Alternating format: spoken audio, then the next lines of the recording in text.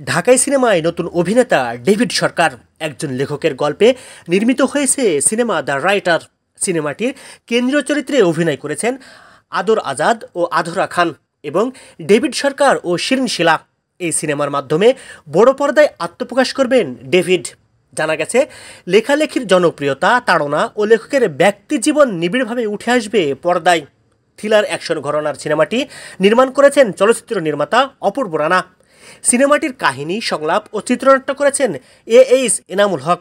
সিনেমাটিতে পুলিশের চরিত্রে অভিনয় করেছেন নবাগত নায়ক ডেভিড সরকার। তিনি বলেন, একজন লেখকের জীবন নিয়ে সিনেমার গল্পে চমক আছে। আশা করছি সিনেমাটি মুক্তি পেলে দর্শকদের পছন্দ হবে। লেখক সত্তা ও তার স্বাভাবিক সম্পর্কের সমীকরণ দ্য রাইটার সিনেমা। এতে আরও অভিনয় করেছেন জয়রাজ, শিবা শানু, রাশেদ মামুন অপু প্রমুখ। জাহিদ মাহমুদ, বিনোদন ডেস্ক।